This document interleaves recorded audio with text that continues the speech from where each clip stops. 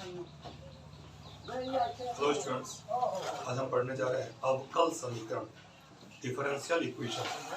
First of all, what is differential equation? अवकल समीकरण क्या है? तो ऐसा समीकरण जिसमें स्वतंत्र चर के सापेक्ष आश्रित चर के अवकलज सम्मिलित हो। ऐसा समीकरण जिसमें स्वतंत्र चर के सापेक्ष आश्रित चर का अवकलज सम्मिलित हो, समझाएंगे अवकल समीकरण। देखिए, इसको हम कहेंगे स्वतंत्र चर, किसको बोलेंगे आश्रित चर। यदि मैं लिखूं dy/dx, तो इसमें इस x को हम बोलेंगे स्वतंत्र चर और इस y को हम बोलेंगे आश्रित चर। तो dy/dx क्या है? तो यह है स्वतंत्र चर के सापेक्ष आश्रित चर का अवकलज। इसलिए तो ऐसा समीकरण जिसमें dy/dx या d2y/dx² इस तरह के पद सम्मिलित हो, तब उसे हम बोलेंगे अवकल समीकरण। ओके, अब देखिए,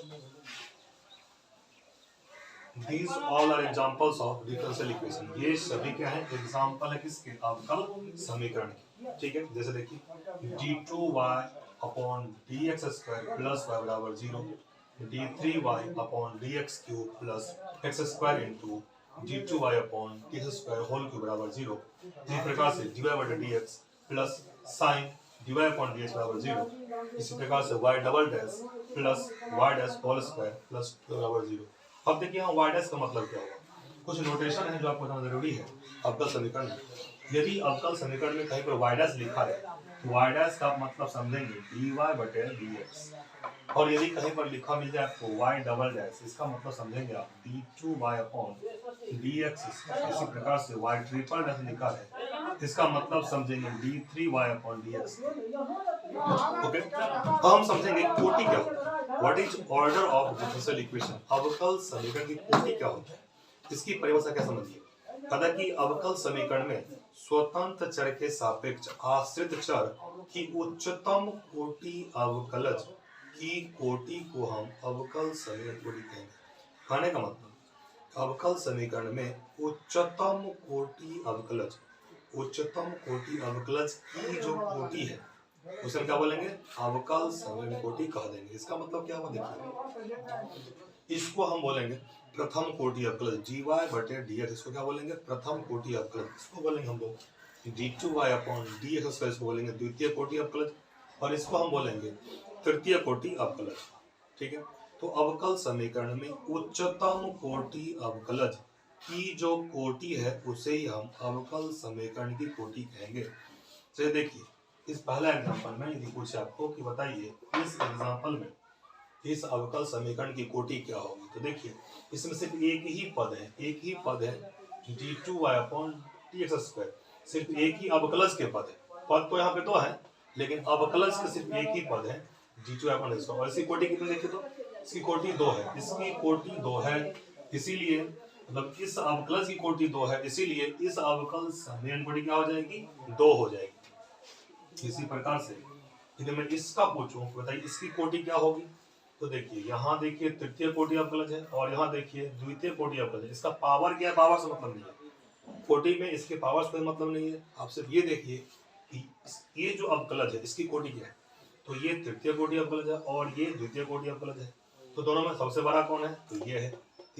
अब क्या बोले? अवकल समीकरण में उच्चतम कोटि अवकलज की कोटि, तो इस दोनों में जो उच्चतम कोटि अवकलज कौन सा है?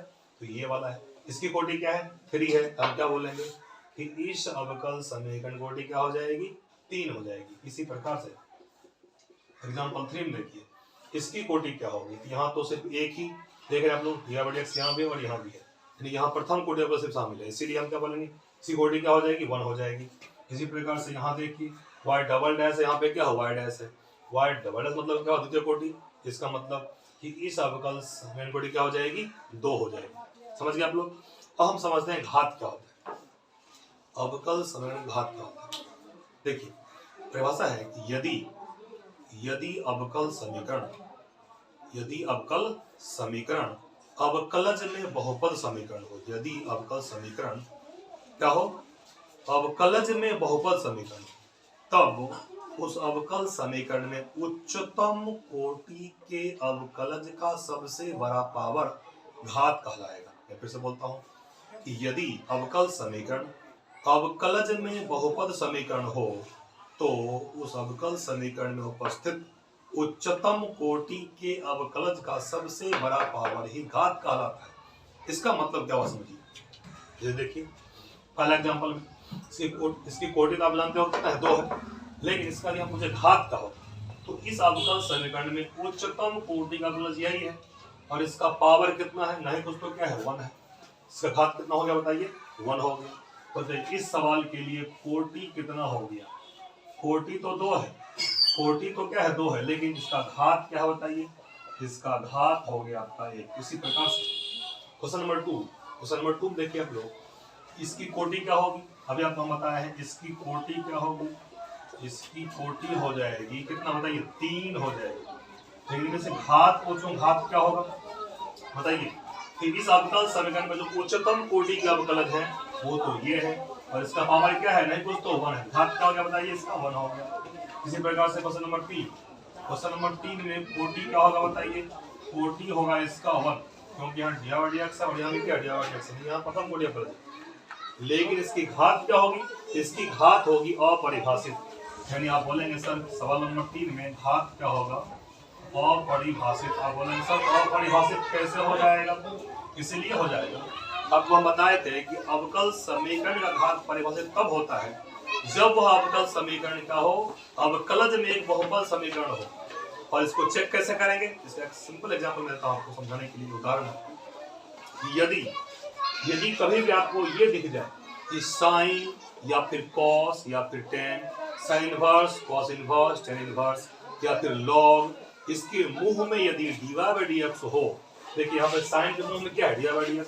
इसी प्रकार से मैं लिखूं, ऐसा लिखूंगा, देखिए log dy/dx। देखिए log के मुंह में क्या है, dy/dx।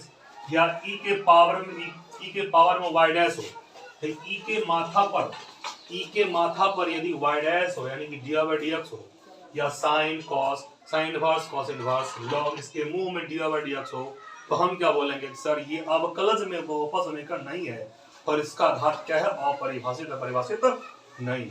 समझ गए। तो हम क्या बोलेंगे, इसका कोटि कितना हो जाएगा, 1 हो जाएगा और घात क्या होगा, अपरिभाषित, परिभाषित नहीं होगा। सवाल नंबर 3 में देखिए कोटि क्या होगा, इसकी कोटि क्या होगा, देखिए y डबल डैश है, कोटि क्या हो जाएगा बताइए, इसका कोटि हो जाएगा 2 और घात क्या हो जाएगा बताइए, इसकी घात, इसका पावर नहीं कुछ तो क्या है, 1 है। घात कितना हो जाएगा, 1। समझ गए। आई होप आप समझ गए होंगे अवकल समीकरण कोटि हम कैसे निकालेंगे और घात कैसे निकालेंगे। ठीक है, आज तक रखते हैं, थैंक यू।